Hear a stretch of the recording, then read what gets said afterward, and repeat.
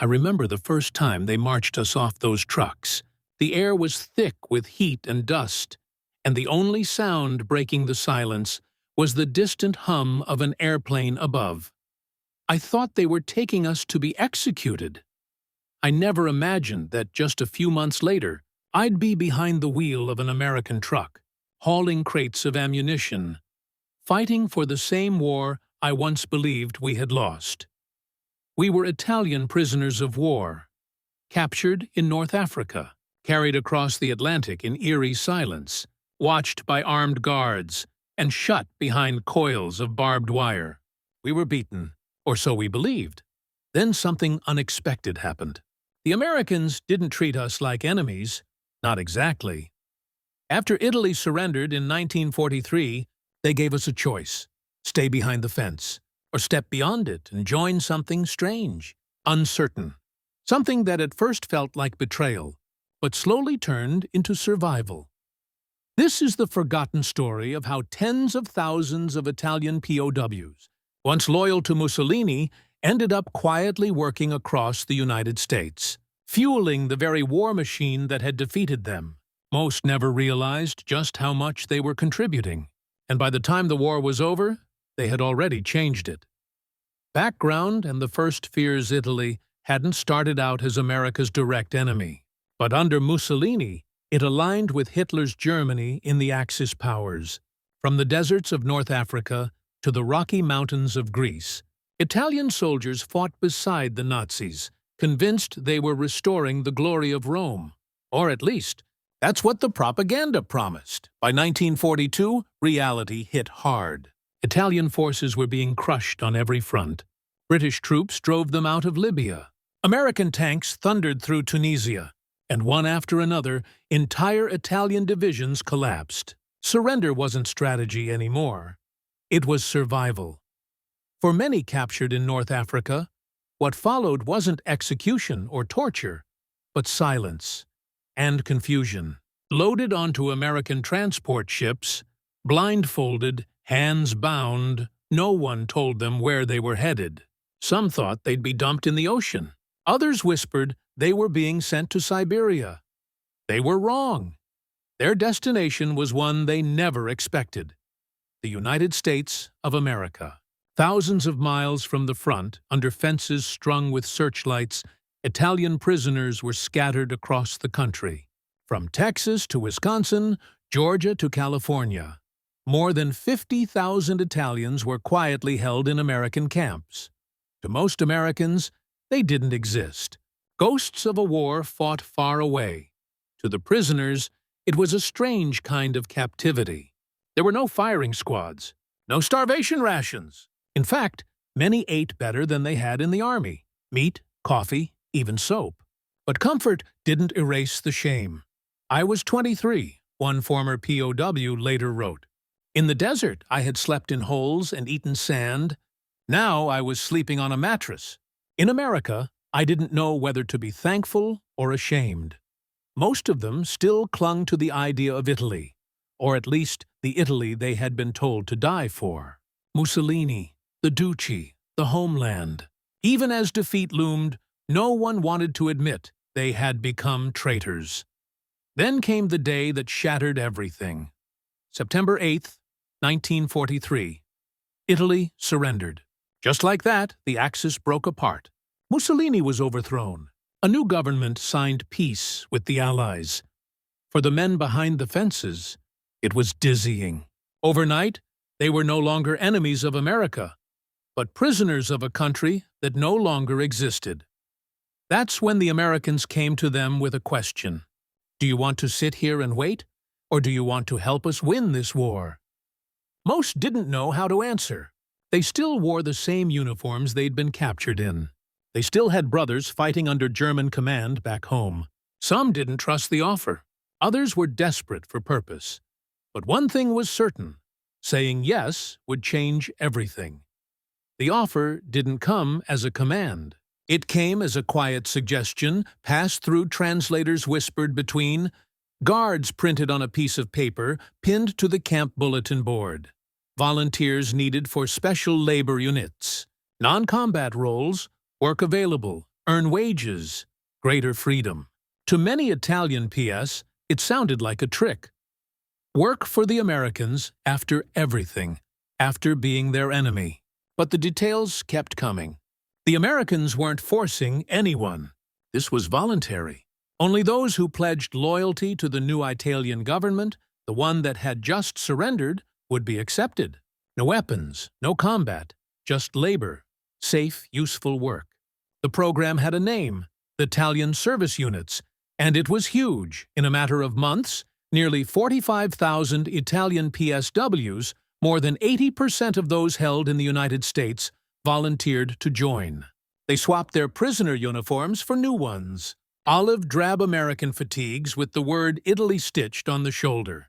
Their camps were separated from regular populations. They were given more freedom, better food, even small wages to send home or spend at the camp canteen. But what they didn't always realize was just how critical their new jobs would become. At Camp Atterbury in Indiana, they unloaded freight trains packed with military supplies, boots, rations, blankets, crates of ammunition bound for Europe. At Fort Eustis in Virginia, they repaired army trucks, painted signs, stitched uniforms. In Boston, New York, and New Jersey, they loaded and unloaded entire ships, becoming part of the supply chain that fueled the Allied invasion of France. They weren't pulling triggers, but they were loading the guns, and that made all the difference. For some, the transformation was disorienting. One former P recalled, "One day I'm being yelled at in a camp. The next I'm standing in a warehouse with an American sergeant who thanks me for helping move artillery shells. I didn't know whether I was a prisoner or a worker." Another wrote, "I told my mother in my first letter, 'Mama, I think I am working for the Americans now. I don't understand it, but I'm not afraid anymore.'" Of course, not everyone joined. Roughly 10% of the PWS, the most hardline fascists, refused. Some believed it was betrayal. Some were too proud. Some simply couldn't accept the idea of working under a foreign flag. They were separated, sent to stricter camps, watched closely. But for the vast majority who joined, the shift was profound. They were still far from home, still technically prisoners. But now they had purpose, they had motion. They were no longer just surviving the war. They were quietly helping to shape it. And most of America still had no idea they were even there. Life behind the fence and beyond. Life in the Italian service units was not glamorous, but compared to the front lines of Tunisia or the prison barracks they had left behind, it felt like another world. Each morning began with roll call, just like in any army. But there were no rifles, no forced marches. Instead, the men were divided into work teams, some for the docks, others for warehouses, machine shops, kitchens, fields, hospitals. In New York, ISU members loaded medical equipment onto Red Cross ships bound for Europe. In Utah, they harvested sugar beets to support the American food supply. In Pennsylvania, they worked side by side with civilians in textile mills, cutting fabric for military uniforms. They were paid modest wages, just enough to buy cigarettes, snacks, or postage stamps. Some saved every cent to send back home to Italy. Others used the money to buy gifts for American children who passed near the camps, tossing candy or trinkets over the fence. But it wasn't just about labor. For many, it became a strange kind of education. They learned English, picked up American slang, listened to swing music on army radios, ate foods they had never seen before: peanut butter, pancakes, Coca-Cola. They attended Catholic Mass with American chaplain. They played soccer and baseball with their guards. In some camps, they even built elaborate chapels from scrap wood and concrete, painting murals of the Madonna, saints, and home villages they hadn't seen in years. One camp in Indiana held poetry nights where Italians would recite verses from memory, while American guards clapped along. It was confusing sometimes, disorienting. How could a man be both a prisoner and a helper, both an outsider and a guest? "I wasn't free," One former ISU member later said, "But I was treated like a man.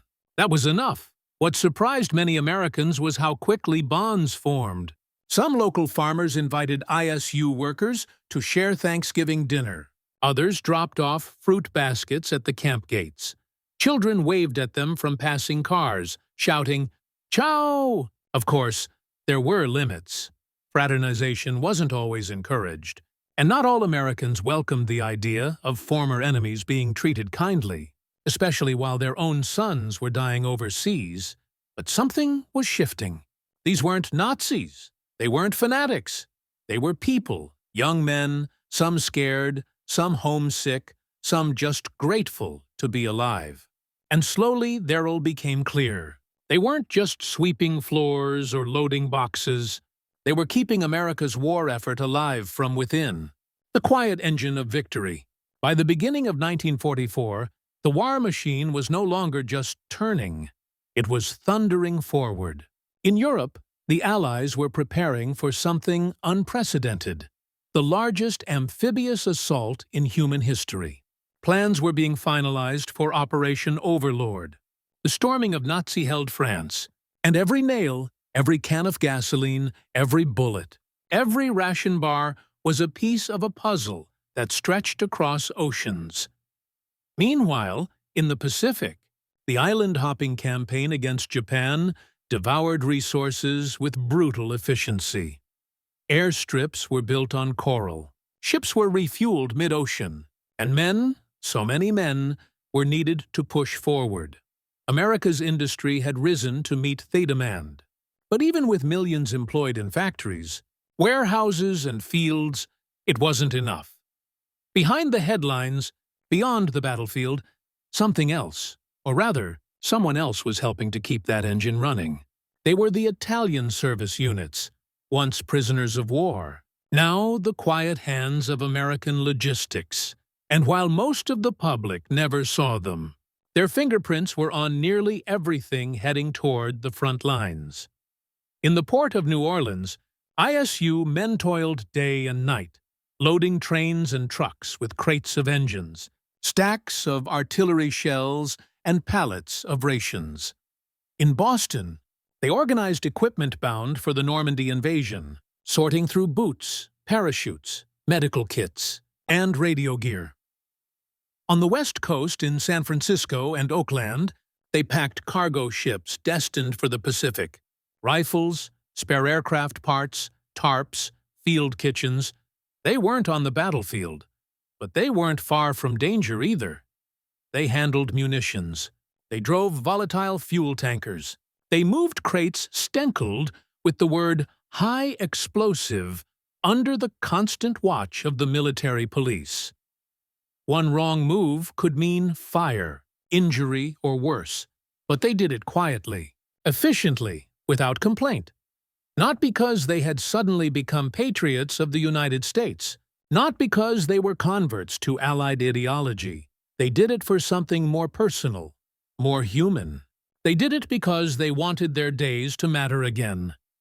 Because they wanted their captivity to carry weight, to mean something. For some, it was a way to regain a sense of purpose after the humiliation of surrender. For others, it was an act of quiet redemption, and for many, it was simply survival, laced with something like dignity. But as weeks turned into months, something else began to shift, something harder to define. It was awareness. Through guarded conversations with American soldiers, through bits of news trickling in from Red Cross bulletins or camp radios, through glimpses of newspaper clippings passed from hand to hand, the ISU men began to piece together a far darker picture of the war they had once fought in. They heard rumors of death camps, of entire villages emptied, of Jews being deported by the thousands, by the millions. They saw blurred black and white photographs, skeletal figures behind barbed wire, mass graves, piles of shoes. At first, many dismissed it.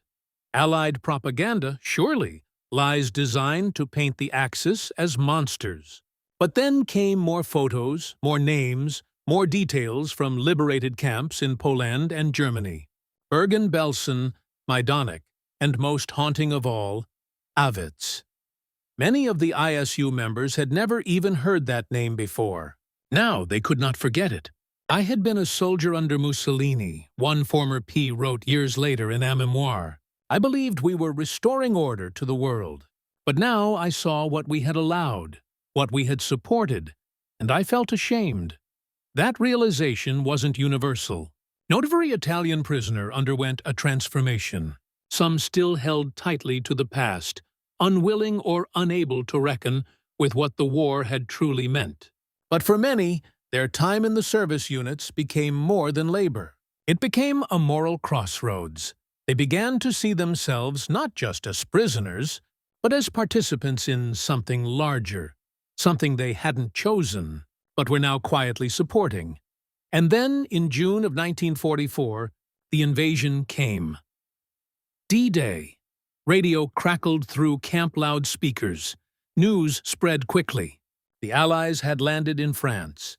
Tens of thousands of men on the beaches, tanks rolling over sand, planes screaming overhead. The fight for Europe had begun. And in those moments, far from Normandy, Italian service unit members stood in American camps, listening, watching, knowing. They knew the crates of ammunition they had packed, the fuel drums they had rolled into cargo holds, the radios they had tested, the boots they had polished. They knew it all had gone into this moment. One plater wrote, "I don't know if I helped. I don't know if my hands made any difference, but I do know this. When the invasion came, I was no longer just a prisoner. I was a piece of something larger, something right." For men once told they were enemies of freedom. This quiet, unseen contribution was redemption, not shouted from rooftops, but carried in their hearts for the rest of their lives.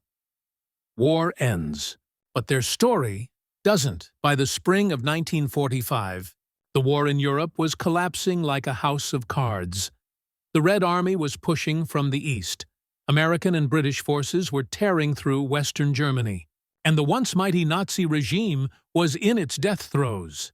But for the Italian prisoners of war, still working inside America, on farms in Nebraska, at ports in New Jersey, in warehouses across the Midwest, there was no celebration, no fireworks, just more work, more waiting. They had helped the Allies in silence. Now they watched as the world shifted again. For many, the war had started with the promise of glory.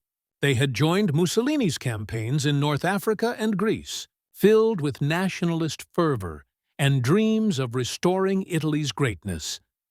But those ambitions had long since faded, captured, sent across the ocean, stripped of their insignia, and strangely handed a new kind of purpose.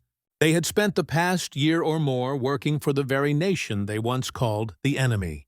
They loaded artillery shells, repaired army vehicles, harvested American crops, and stacked supplies for battlefronts they would never see, all while being guarded, fed, and treated far better than any of them had expected. Now, as the war drew to a close, their thoughts turned inward. Some were anxious. Would they be sent back to a shattered homeland? Would their loved ones still be alive? Would their country see them as survivors or as traitors? Others held quiet hope. They had glimpsed another way of living, one built on order, respect, and possibilities they'd never imagined back in fascist Italy. A few didn't want to leave at all. I wrote my mother, one former ISU member recalled, and told her, "Mama, I don't know if I belong in Italy anymore." Victory in Europe Day arrived on May 8, 1945. Across America, people danced in the streets. Strangers hugged, flags waved, radios shouted the news. But inside the POW camps, the mood was quieter, thoughtful, bittersweet. The war was over, yes, but new questions had just begun. Repatriation didn't happen quickly. The U.S. faced a massive logistical challenge. Hundreds of thousands of prisoners from Germany, Italy, and Japan scattered across the country. The Italian service units had served faithfully. not as soldiers, but as workers, laborers, and, in many cases, unexpected guests. Their reward was a ticket home, but not right away. Some stayed in camp for months after the war, continuing the same work, packing supplies for occupation forces in Germany or relief shipments to Europe.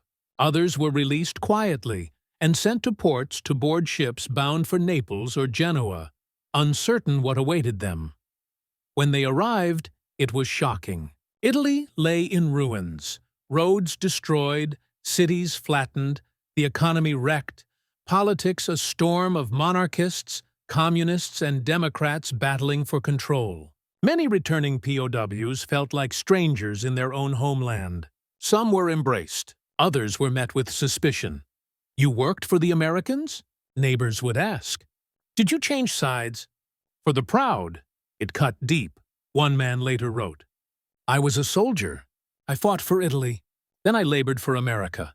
I never chose this path. It chose me." Some tried to explain that they had volunteered not for ideology, but for survival. That they had shoveled coal, packed crates, cleaned barracks. That they had learned English, traded recipes, played baseball.